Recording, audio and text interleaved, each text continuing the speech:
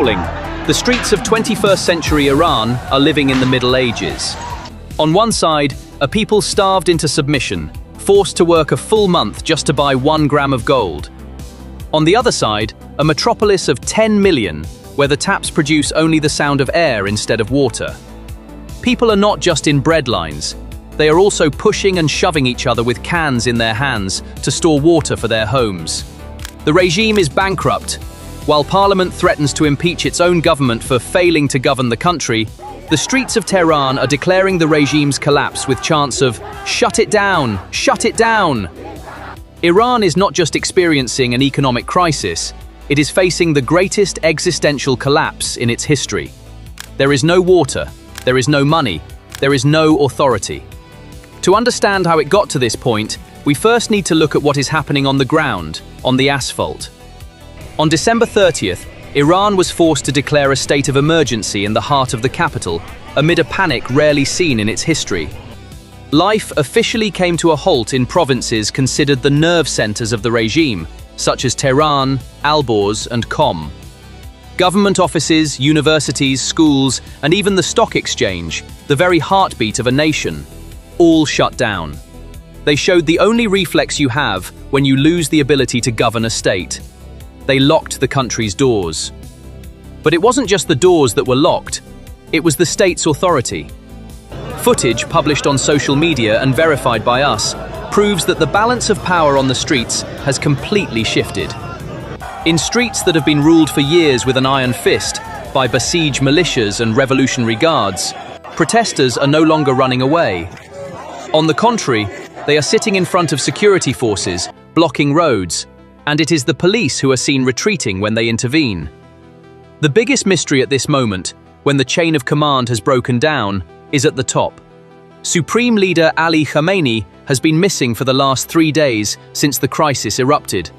The regime is headless, the police are fleeing, and chaos is growing. The technical detail that ignited this chaos is hidden in mathematics.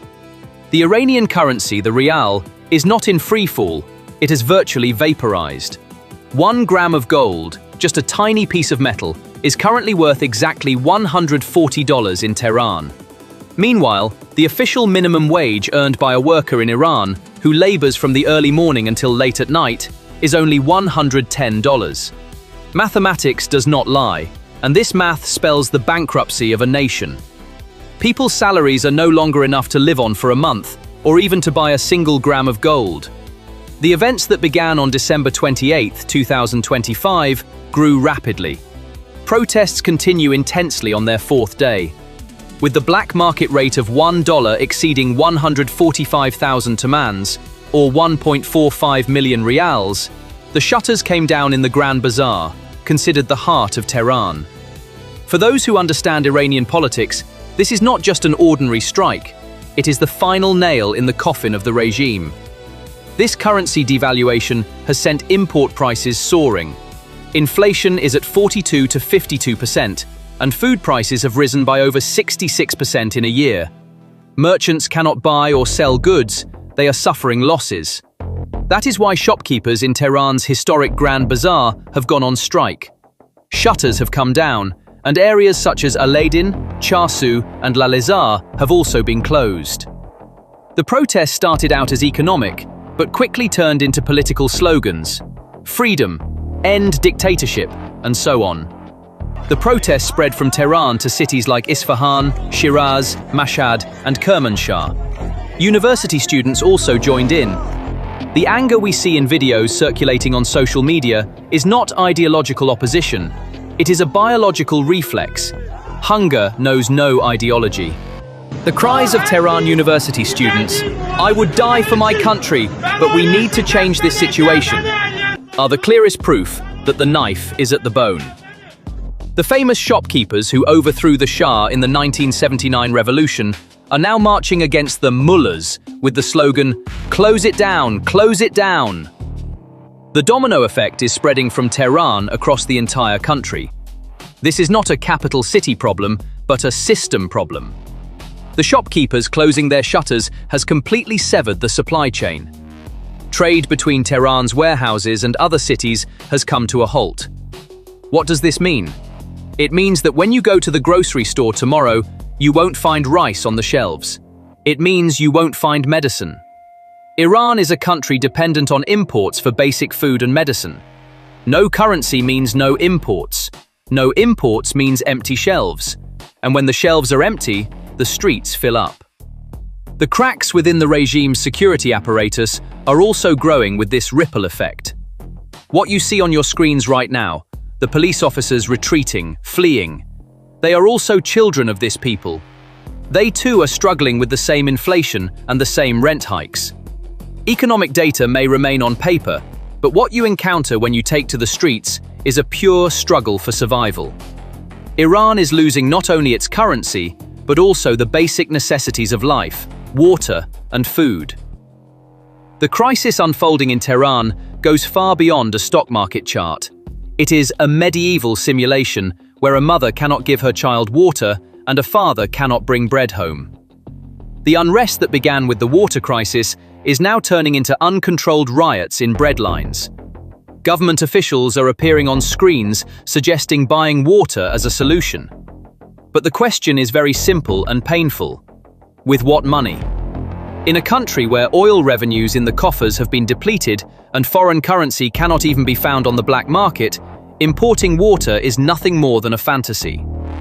This state of scarcity has shattered the social contract. The tacit agreement between the Iranian people and the regime has been torn up. People have realized that the state cannot protect them or even feed them. This is the most dangerous moment for a regime because the wall of fear has collided with the wall of hunger and collapsed. This fire in the streets has finally ignited the thick curtains of the palace, and a full-blown political cannibalism has begun inside. The regime is now devouring itself. Central Bank Governor Mohammad Reza Farzin resigned. President Pezeshkian called for dialogue, but the crackdown continues. Parliament Speaker Mohammad Bakir Kalibaf appeared before cameras and openly and harshly threatened his own president, Masoud Pezeshkian. If you can't stop prices, we will remove you from office. This is a declaration of civil war within the regime. Why now? Because there is no money in the coffers. Top state officials have admitted that $6.7 billion that the oil ministry was supposed to bring into the country is missing. The money is simply gone. As lawmakers accuse each other of theft, state authority has collapsed. Oil revenues have been completely depleted in the first 8 months of the year, and the government is forced to loot the National Development Fund to pay civil servant salaries. The government is being forced to resign. Pezeshkian is cornered. The regime has lost its legitimacy under the economic wreckage. This picture shows us not a state crisis, but a state bankruptcy.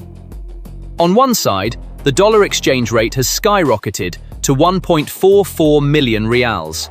On the other, billions of dollars in oil revenue have been lost. Iran is rotten not only economically, but also morally and administratively. And this decay can no longer be hidden. From Grand Bazaar to Aladdin shopping center, it echoes everywhere with the sound of shutters closing. So, how long can a police officer, whose salary has melted away and who cannot bring bread home, swing his baton at his own neighbors, his own merchants? The regime's greatest fear is not the number of protesters, it is the security forces reaching the point of insubordination.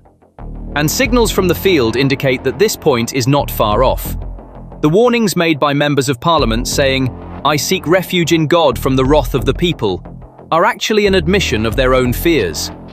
This ripple effect has hit not only the streets, but also industry. Iran's industrial production has effectively halted due to energy crises and a lack of raw materials. And here, the story goes beyond being just a tragedy for the Iranian people and becomes a global security issue. Because those factories don't just produce refrigerators or cars. Those factories produce the death machines raining down on civilians in Ukraine, the Shahed drones. The chaos in Tehran is the biggest blow to Moscow's supply chain. So, while the Iranian regime discusses evacuating its own capital, with no electricity in its own factories, how will it provide Russia with uninterrupted ammunition? The answer is simple: it won't. The collapse at home will wipe out the military projection abroad. Now, let's pull the camera back a bit from the streets of Tehran and see what this fire means on the global chessboard.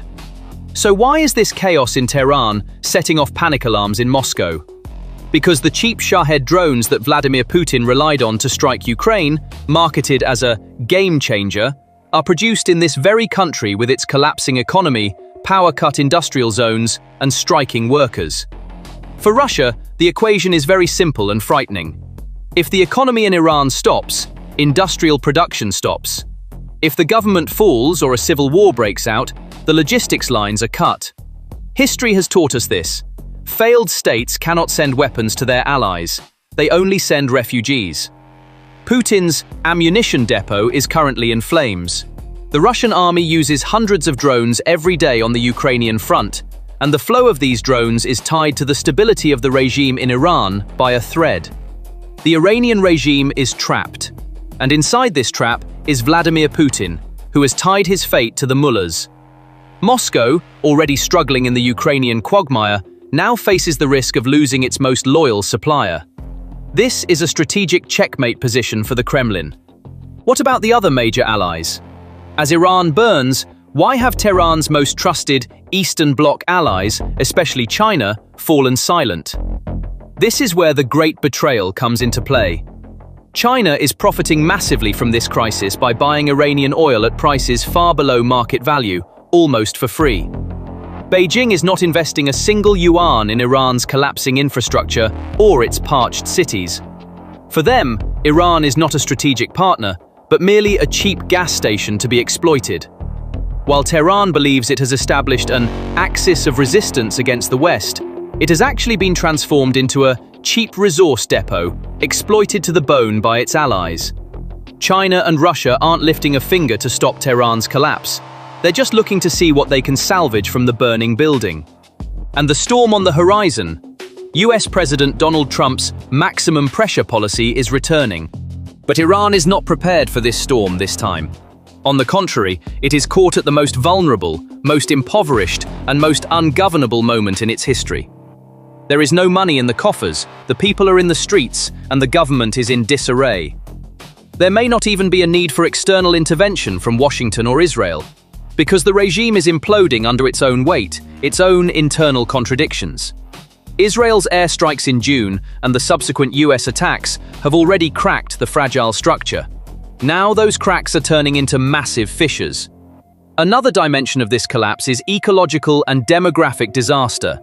The salt storms rising from Lake Urmia are not only burning the lungs of Iranians, they are pushing millions of potential refugees to the Turkish border, i.e., to NATO's doorstep. This is not an environmental crisis, it is a security crisis. As the regime drowns in the salt desert it created, it is also destabilizing the region. But this time, this instability will not be enough to save Tehran. Because the external enemy card no longer works on a father who cannot bring bread home. As a result, the bazaar that overthrew the Shah is now targeting the mullahs. History is not repeating itself. History is demanding accountability. The clock is ticking toward midnight in Tehran, and this time, there is no turning back.